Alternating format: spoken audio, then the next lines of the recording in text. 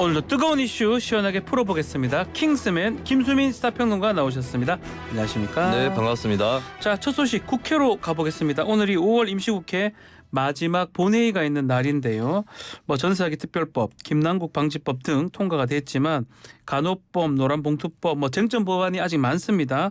오늘도 처리가 쉽지 않아 보이긴 합니다. 네, 비쟁점 법안들은 지난주에 통과가 됐었고요. 현재로서는 쟁점 법안들이 남아있는데 간호법 제정안 대통령이 거부권을 행사하면서 국회로 다시 송부가 됐고 이것을 재의결하는 절차를 오늘 밟게 됩니다.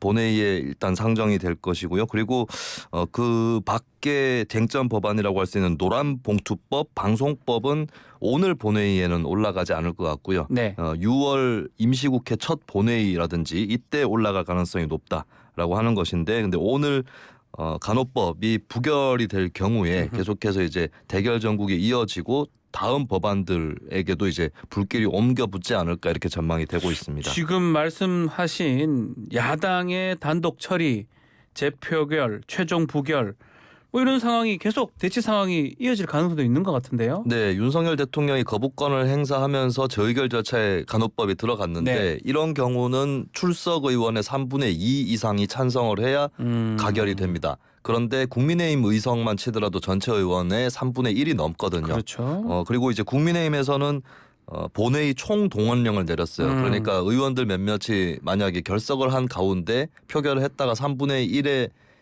반대를 확보하지 못할 경우는 그냥 가결이 되는 거기 때문에 그렇다면은 국민의힘의 반대를 통해서 이 간호법 제정안은 부결되는 이 가능성이 상당히 크다라고 볼 수 있고, 그러면 이제 민주당이나 야권 입장에서는 양곡관리법 개정안에 이어서 간호법 제정안이 두 번째로 거부권 행사를 통해 폐기 수순을 밟는 거거든요. 또 여기에 따른 반발을 또 굉장히 극심할 것으로 보입니다. 자, 또 그 노란봉투법, 방송법도 이견차가 큰데 국민의힘 이런 법안이 본회의 표결이 된다면 필리버스터까지 하겠다 이런 얘기가 있어요.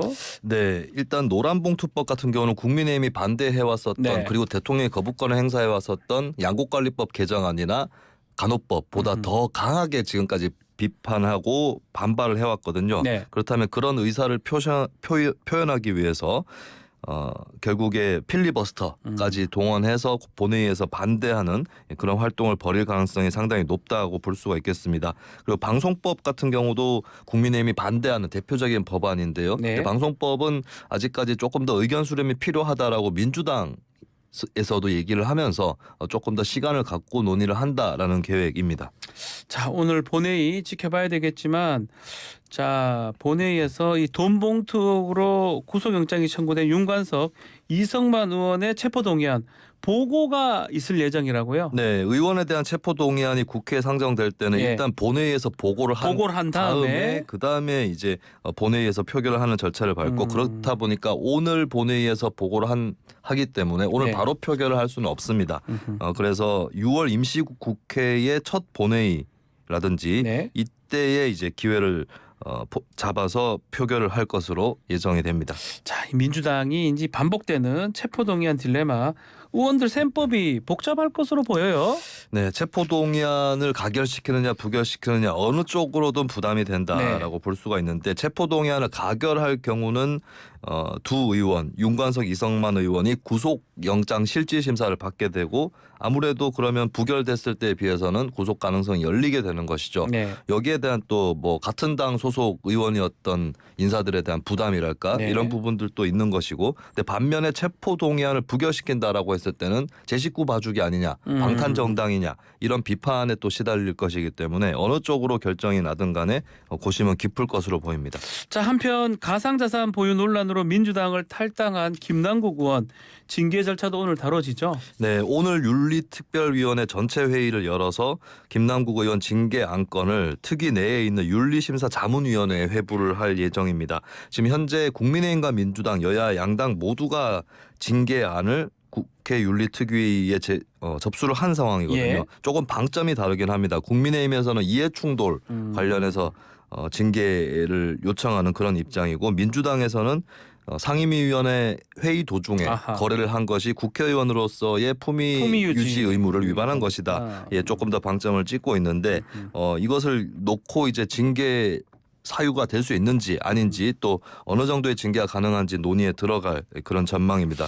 지금 말씀처럼 징계안 해부되더라도 뭐 명확한 근거, 징계 근거는 좀 없어 보입니다. 네. 흐지부지 될 수도 있을 것 같은데 그러다 보니까 민주당 내에서는 김남국 의원의 결단을 요구하는 목소리가 나오는 것 같아요. 네, 윤리 특위에서 정무적인 판단의 영역으로 남는 게 있고 또 한편으로는 반대로 사법적으로 검찰 수사라든지 재판까지도 지켜봐야 되는 그런 사안이 있을 수 있습니다. 그러다 네. 보니까 이것을 명확하게 정리하기는 어려운데 그렇지만 정무적으로 판단했을 때는 명확하게 또 정리를 해야 된다 이런 입장들이 나오고 있는 거고 대표적으로 민주당 윤리심판원의 위철한 위원장 같은 경우에 방송에 네. 출연한 자리에서 근본적으로 국회의원 자격이 문제된다고 본다. 라고 말을 하면서 무거운 징계가 결정될 필요성에 대해서 언급을 했습니다. 그리고 한 언론의 모 중진 의원은 본인 김남국 의원은 억울하겠지만 남은 임기를 포기하는 게 김 의원과 민주당이 모두 사는 길이다라고 하는 본인 스스로의 결단을 촉구하는 그런 목소리도 있습니다. 자, 또 이번 주에 만날 것으로 예상이 됐던 윤석열 대통령 또 여야 원내대표 간의 만남 끝내 불발된 것으로 봐야겠죠? 네, 그동안의 윤석열 대통령과 이재명 대표의 예. 회동은 과연 없을 것이냐 불가능할 것이냐 이렇게 말들이 많았었는데 그 대신에 김진표 국회의장이 중재를 해서 윤석열 대통령과 여야 원내대표들끼리라도 일단 만나자라고 했던 그 만남이 추진이 돼 왔는데 결국에는 불발이 됐습니다. 그리고 불발된 이후에는 여야가 서로에게 책임을 떠넘기는 그런 상황이고요. 네. 국민의힘은 민주당을 향해서 윤 대통령의 야당 존중과 협치에 대한 의지를 고려해야 한다라고 일침을 가했고 민주당에서는 거부권 행사로 국회를 무시했으면서 이제 와서 협치를 논하고 있다라고 반박하는 그런 모습입니다. 자, 여야 대표 결국 이 TV 토론을 하기로 합의를 했어요.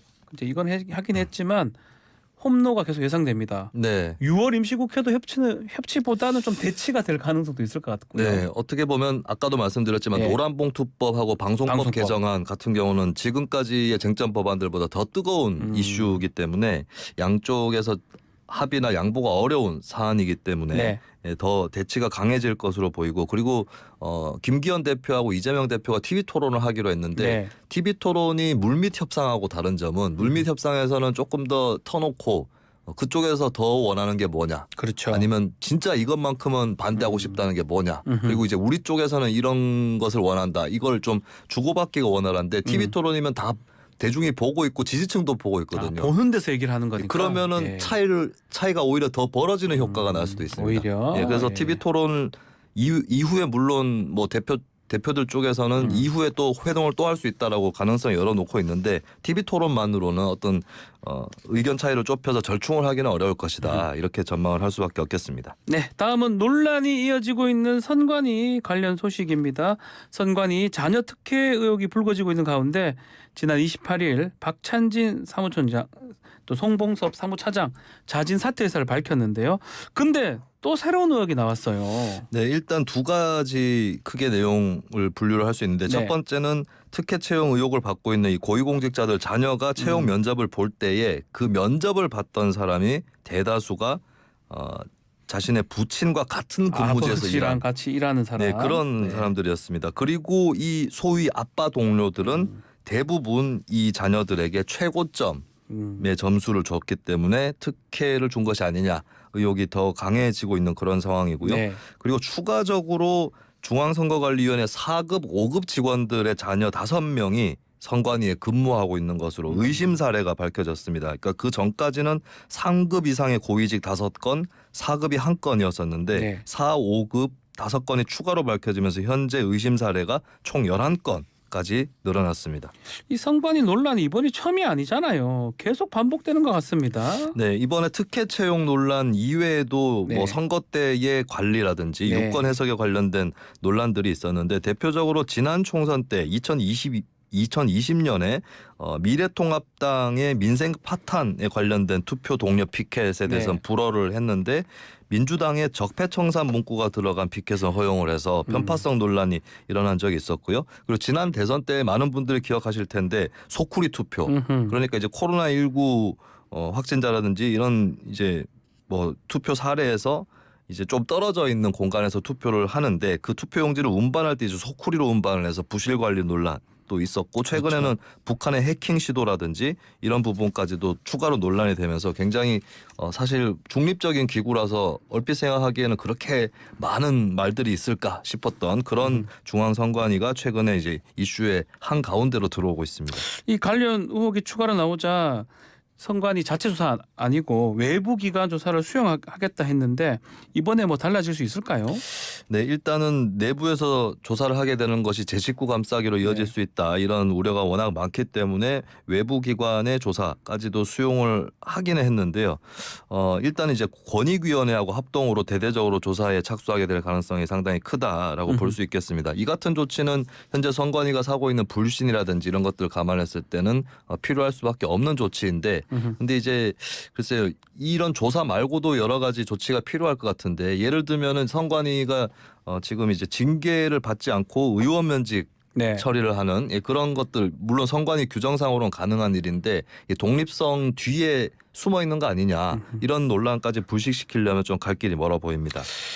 자, 이 선관위 채용 특혜 논란 두고도 여야 입장 크게 대립이 되고 있는데요. 각각 입장이 어떻습니까? 네, 국민의힘에서는 특혜 종합 선물 세트인 선관위는 민주당을 닮았다라고 하면서 연결지어서 비판을 하는 그런 분위기고요. 예. 그리고 책임을 지고 노태학 선거관리위원장이 사퇴하라. 라고 연일 공세를 하고 있습니다. 반면에 민주당에서는 노태학 선관위원장의 취임 시점이라든지 이런 걸 감안했을 때 이번에 드러나고 있는 자녀 특혜 채용 의혹하고는 무관하다. 정치적인 술수를 국민의힘이 부리고 있다. 이렇게 반박을 했습니다. 특히 노태학 선관위원장 사퇴 부분 전 정부 인사잖아요.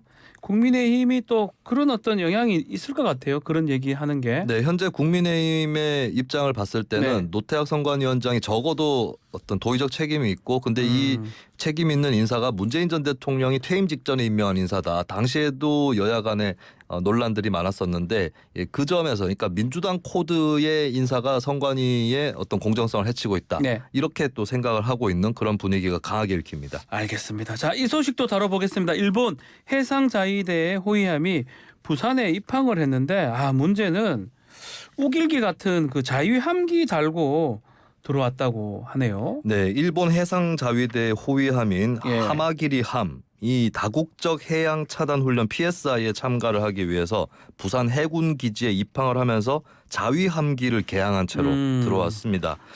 이 함정은 한국, 미국, 호주와 함께 제주 동남반 공해상에서 열리는 다국적 훈련 해양 차단 훈련에 참가를 할 예정입니다. 자, 우길기 전범기 아니겠습니까? 우리 국민들한테는 굉장히 예민한 사안인데 그래서 더 논란이 커지고 있는 것 같은데 국방부 입장 어떻습니까? 네, 국방부는 이것이 우길기가 아닌 자위함기다라고 주장을 하고 있습니다. 그러니까 모양이 조금 다르다라고 하는 것이고 예. 일본 함정이 자위함기를 개항한 채로 방한하는 게 국제 관례라면서 이를 문제 삼지는 않겠다. 이런 방침을 밝혔습니다. 비슷하게 생겼던데 하여튼 국방부는 자위함기하고 우길기가 네. 좀 차이가 있다 이렇게 얘기를 했어요. 예전에도 한번 이런 해명을 한번 했던 적이 있잖아요. 네, 작년 11월 일본에서 국제 관함식이 열렸을 때 한국 해군이 참가를 했거든요. 그때도 참가하지 말아야 된다. 뭐 이런 국내 여론도 있고 그래도 해야 된다. 이렇게 좀 분분했던 것 같은데요. 그때도 이제 우길기 논란이 불거졌었는데 국방부는 당시에도 일본 자위함기는 우길기와 형태가 좀 다르다. 형태가 아주 일치하지 않기 때문에 저희는 자위함기라고 생각한다. 이렇게 밝혔습니다. 참고로 뭐 차이를 얘기하자면 우길기는 붉은 원 모양의 히노마루라고 하죠. 이것이 정중앙에 위치해 있고 자위함기는 그 히노마루가 왼쪽으로 조금 치우쳐져서 위치를 하고 있습니다. 왼쪽에 좀 있어서 근데 색깔이나 모양은 뭐 거의 비슷한데 네. 문제는 일본이 우리 국방부와 생각이 다른 것 같아요. 네, 그러면 일본에서는 이 자위함기를 어떻게 보고 그러니까요. 있느냐? 이거를 살펴보면 그 일본 외무성의 홍보 자료에 나와 있어요. 네. 해상자위대 자위함기와 육상자위대 자위대기는 1954년 제정된 자위대법 시행령에 따라 우길 모양을 사용하고 있다. 그러니까 우길 모양을 맞네요. 사용하고 있다라고 하는 건 분명히 우리가 육안으로도 인식할 수 있거니와 네. 일본 정부의 입장에도 맞는 것이죠. 그러니까 자위함기하고 우길기를 굳이 구분할 수 없다. 네. 이게 일본 정부의 입장이라고 봐야 될 것 같습니다. 사실 뭐 일본 해상 자위대가 우길기 개항하고 참여한 게 처음은 아닌데 계속해서 우기기 논란이 커지는 배경은 뭐가 있습니까? 네, 사실 이제 우길기가 전범기냐 했을 네. 때 국제적으로는 좀 그렇게 보지 않는 경향도 강한 게 있습니다. 그러다 보니까 예전에는 그냥 그러려니 했었던 시절도 있었거든요. 그러니까 1998년에 김대중 정부 때 네. 그리고 2008년에 이명박 정부 때 이때 해상자위대 함정이 한국 해군이 주최했던 국제 관함식에 우길기를 개항하고 참여를 했던 적이 있습니다. 근데 네. 아무래도 그 이후로 좀 한일 간의 관계가 나빠지고 특히 이제 독도 관련해서 또는 위안부 관련해서 일본 쪽에 도발에 가까운 언사들이 많이 나오면서 그러면 한국 시민들 입장에서는 이 우길기가 제국주의의 부활을 의미하는 것은 아니냐라고 네. 민감하게 여겨지는 그런 과정을 우리가 또 밟아왔던 것이죠. 네.